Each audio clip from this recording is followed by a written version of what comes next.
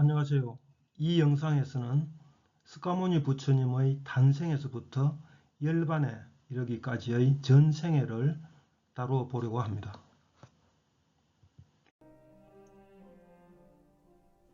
히말라야산 남쪽으로 흐르는 로히니 강을 따라 샤크야족이 살고 있었습니다.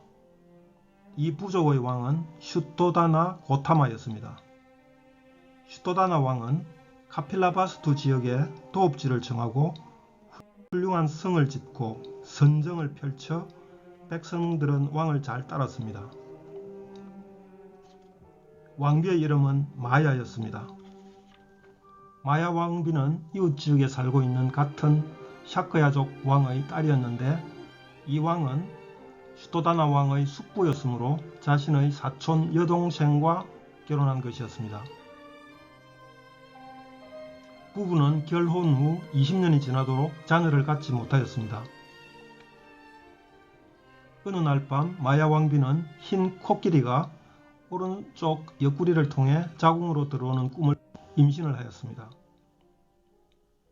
왕실과 백성들은 왕자의 탄생을 소원하며 기도하였습니다.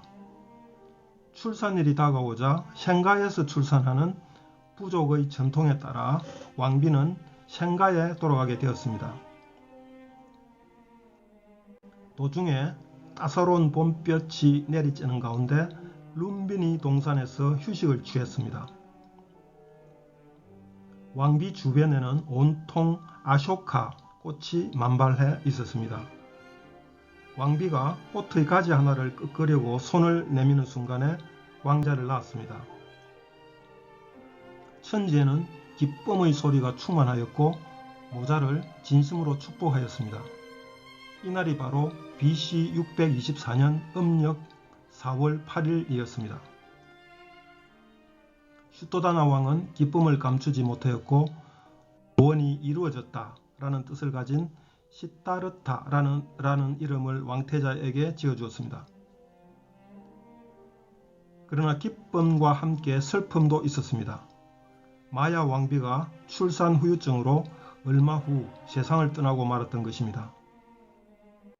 왕태자는 어쩔 수 없이 마야 왕비의 여동생인 마하프라자파티에게 맡겨져 양육되었습니다. 이 무렵에 아시타라는 도사가 성에서 멀지 않은 산속에서 수행하고 있었는데 성 주위에 좋은 기운이 흐르는 것을 발견하고 산에서 내려와서 왕태자를 보게 되었습니다. 이 도사는 장차 이 아기가 커서 왕실에 계속 머문다면 세계를 통일하는 위대한 왕이 될 것이요 그렇지 않고 출가하여 수행의 길로 들어간다면 왕은 부처가 될 것이다 라고 예언하였습니다. 슈토다나 왕은 이 예언을 듣고 처음에는 기뻐하였으나 점차 왕태자가 출가하면 어쩌나 하여 큰 근심을 가지게 되었습니다. BC 617년 시타르타 왕태자는 7살이 되던 해부터 문무를 연마하기 시작하였습니다. 어느 봄날 왕태자는 부왕과 함께 농부들이 경작하고 있는 밭으로 나가 농사 짓는 모습을 견학하고 있었습니다. 이때 작은 새 한 마리가 날아와서 밭에 있는 작은 벌레를 잡아 날아가는 것을 보게 되었습니다. 왕태자는 생명체끼리 살육을 하네 라고 중얼거리며 깊은 상념에 빠졌습니다.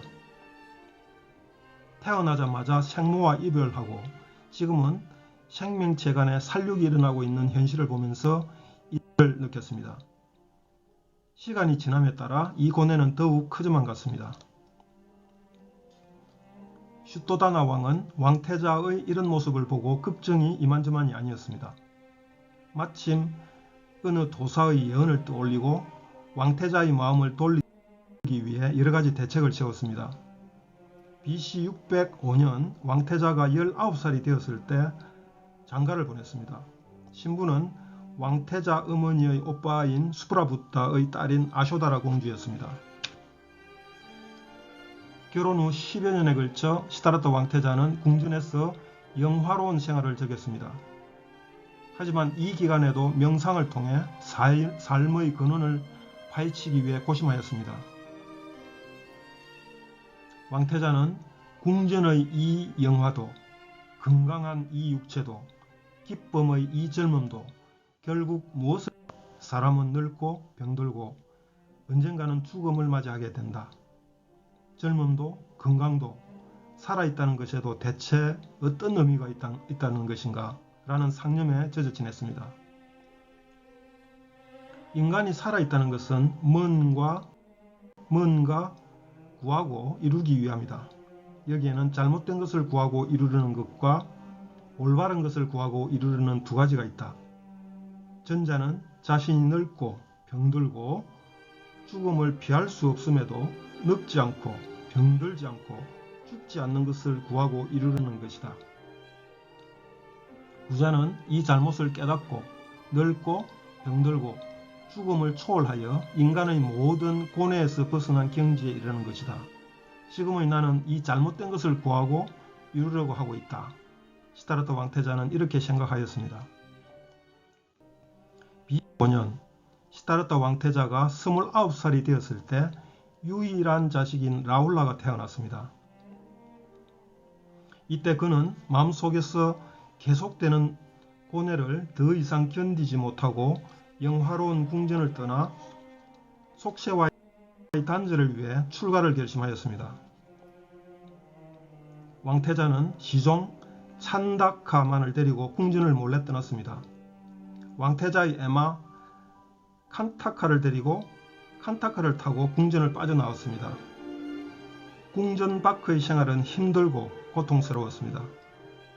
다시 궁전으로 돌아가려는 유혹이 엄습해왔습니다.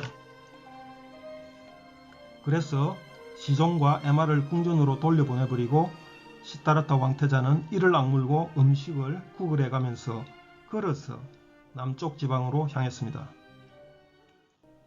그는 먼저 가바 도사를 만나 고행의 실상을 견학하였습니다. 또 아라다 칼라마와 우드라카 라마푸트라라는 기도처를 방문하여 수행하는 방법을 배웠습니다. 그러나 그는 이런 방법으로는 궁극적인 문제를 해결할 수 없음을 깨닫고 마가다 지역으로 갔습니다. 이곳에서 가야마을 옆을 흐르는 나이란자나 강 근처의 우루빌바 숲속에 자리를 잡았습니다.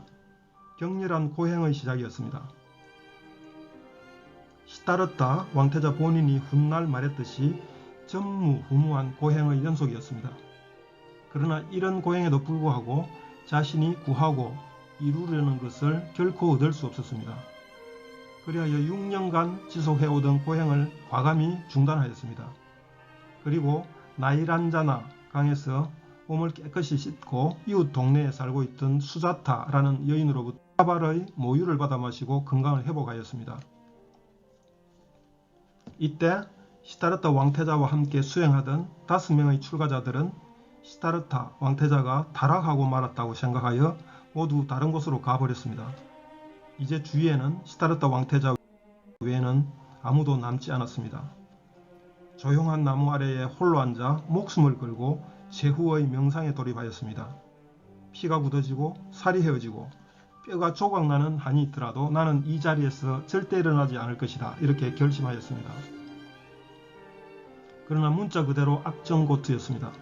피가 흐르고 살이 떨어져 나가고 뼈가 산산조각나는 고통의 연속이었습니다. 혼란스러운 마음, 걷잡을 수 없는 번뇌, 부끄럽고 추한 생각, 이런 모든 괴로움에서 벗어날 수 없었습니다. 그러나 그는 깊은 수행 끝에 드디어 모든 괴로움을 극복하고 깨달음의 최고 경지에 이르러 찬란한 부처님이 되었습니다. 때는 시다르타 왕태자가 35살이 되던 해인 BC 589년 12월 8일 아침이었습니다. 이때부터 시다르타 왕태자는 불타, 무상각자, 열애, 스카모니, 석존, 세존으로 불리게 되었습니다. 한국에서는 부처님으로 불립니다. 세존은 먼저 6년간에 걸쳐 고행을 함께 했던 5명의 출가자들에게 자신이 깨달은 바를 설법하기 위해 그들이 사는 바라나시 지역에 있는 머리가다바 기도처로 갔습니다. 그들은 처음에는 세존을 피했으나 가르침을 듣고 나서 세존을 믿게 되어 최초의 제자가 되었습니다. 그는 라자그리하 성으로 가서 빈비사라 왕을 교화하였고 이곳을 근거지로 하여 가르침을 더욱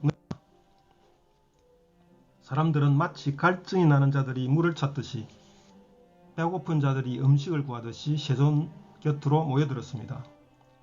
사리푸트라와 모드 갈랴야나의 2대 제자를 비롯하여 2000여 명의 제자들이 세존을 따랐습니다. 세존의 출가를 막고자 했고 출가 때문에 깊은 근심에 빠졌던 부왕 슈토다나, 아들 라훌라, 양모 마프라자파티 그리고 왕태자비 아쇼다라를 비롯하여 왕실의 가족들도 모두 세존에 귀의하여 제자가 되었습니다. 세존은 가르침을 전도하기 위한 여행을 45년간 이어갔습니다. 세존이 79세가 되었을 때 양모 마프라자파티뿐 아니라 2대 제자 사리자와 목련존자가 세상을 떠났습니다. 세존도 라자그리아에서 가던 도중에 바이살리에서 병을 얻고 말았습니다. 세존은 석 달 안에 내가 열반에 들 것이다 라고 예언하였습니다. 병에도 불구하고 여행을 계속했는데 파바에 이르렀을 때 제자 춘다가 공향한 음식을 먹고 병이 급속도로 악화하였으나 고통을 참고 쿠시나가라 근처에 있는 숲속으로 들어갔습니다. 그리고 세존은 두 그루의 큰 산라나무 사이에 기대어 제자들에게 마지막 설법을 하고 조용히 열반에 들었습니다. 이날이 세존의 나이 80세의 해 BC 544년 2월 15일이었습니다. 쿠시나가라 사람들은 세존이 열반에 들었다는 비보를 듣고 슬퍼하였습니다. 그들은 25년에 걸쳐 세존의 시자, 즉 비서 역할을 담당하고 있던 아난다의 지시에 따라 세존의 유해를 화장하였습니다. 이때 마가다국의 아자타스투르 왕을 비롯하여 주변의 8개 나라 왕들은 세존의 유고를 나누어 갖기를 원했으나 쿠시나가라 사람들이 이를 거부하여 싸움이 벌어졌습니다. 그러나 현자 드로나의 중재에 따라 유골은 8개 나라에 골고루 분배되었습니다. 이외에도 유골을 담았던 병과 죄를 받은 사람도 있었고 각자 그 나라에 봉환되었습니다.